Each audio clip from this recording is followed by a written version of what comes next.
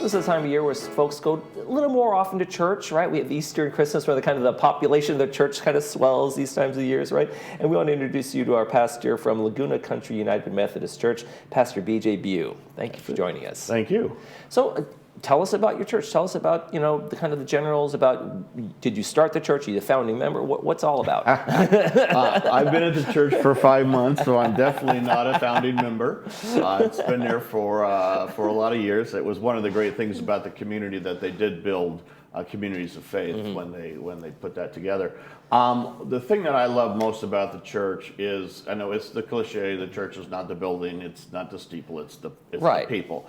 And it's probably, I've been a pastor for 29 years, and it is probably without doubt the nicest group of people that I have ever served. And I don't know if that speaks a lot for them or the people you used to serve. Oh, no. There's only been one church where I'm like, some of these people need to go.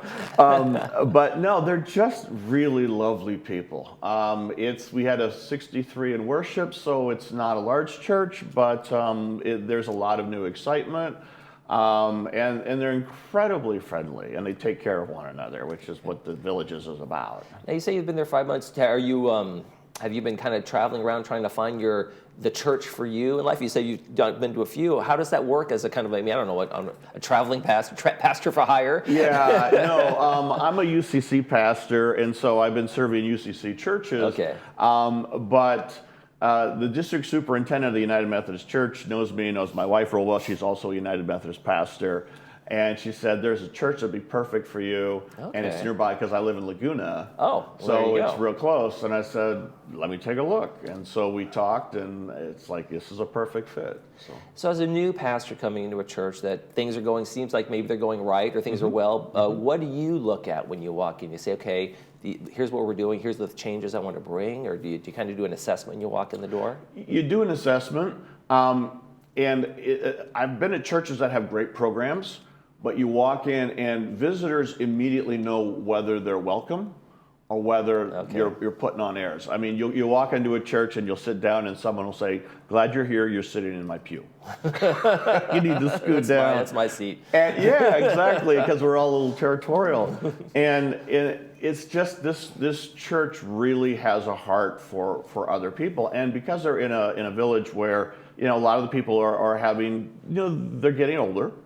And so they start having some problems. They understand that, and they've been through it. They've had others go through it, so they reach out. And so it's kind of an inclusive, warm kind of. It is. Yeah. Okay. It is, and the nice thing about this church for this community is it does traditional worship. Okay. So we have the choir that wears the robes. We have bell choirs, the sermons. Sorry, but they are actually good. But it's a very traditional church, and a lot of churches are doing a little bit more upbeat stuff, and ours is probably more, traditional, I would say. Yeah.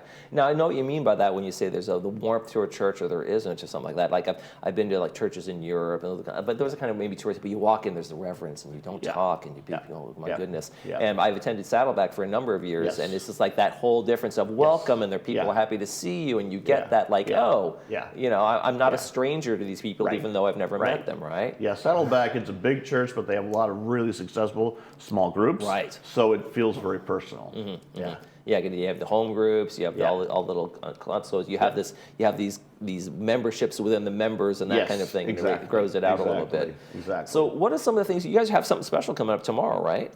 Tomorrow at Ficklin Hall, we're having a lunch. It's 11:30, and so they'll get fed, which is always good. But we're going to do some carol singing. So we'll sing traditional carols. And there's Bible trivia about the birth story, because there's a lot of stuff that people mold together.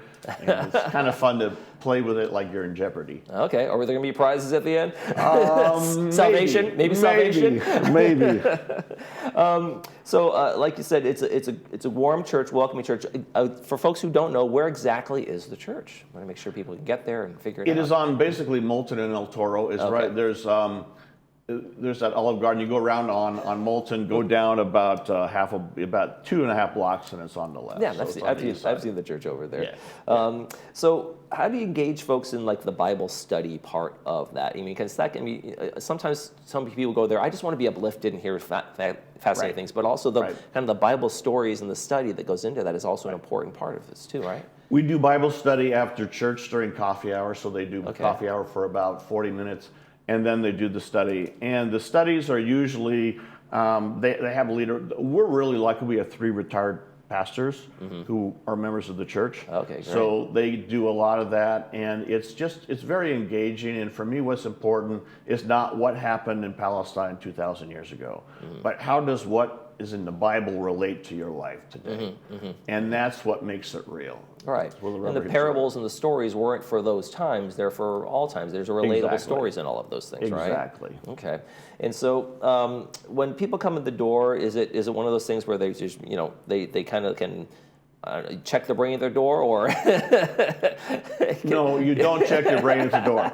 Yes, thank you for that. It's there are some churches where they're kind of creedal, and it's like, this is our faith system, and if you don't believe this, you're really not welcome. Right. Okay. And in our churches, you don't have to check your brain at the door. You can ask some questions, right? Challenge Yeah, and I love it when people disagree with me. I mean, I love it when people said, you not only missed the boat, but I'm not even sure you were on the pier today. And it's like, cool, let's talk about that. Tell me why, So that's exciting for me. Right, and even the Bible, there are questions where test me on this, right? Test on this. And so there's the in the Bible and in terms of Jesus and his teaching, test me on this kind of thing, right? And so it's not there shouldn't be any challenge to faith shouldn't be seen as a lack of belief, but just a deeper trying to reach for some more understanding, right?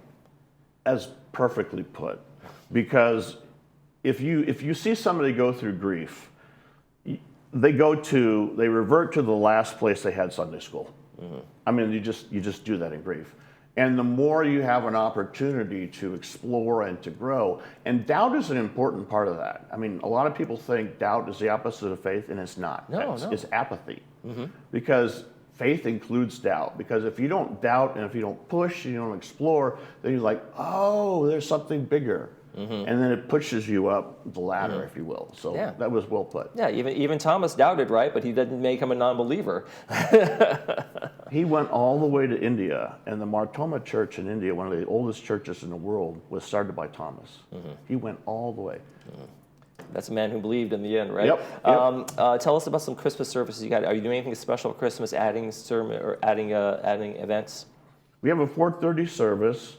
And there'll be the choir, and there'll be some handbells, and festival of lessons and carols, so scriptures and then hymns. It's going to be beautiful. And then we're also going to be doing a joint service with Laguna Country United Methodist Church, where my wife and I will be serving together. So. Okay, sounds fantastic. Pastor B.J. Bew from Laguna Country United Methodist Church, thank you so much for joining us today. Appreciate it. Thank you. All right, when we come back, we'll have more. Who knows? It's going to be a surprise to me and you. Stay with us.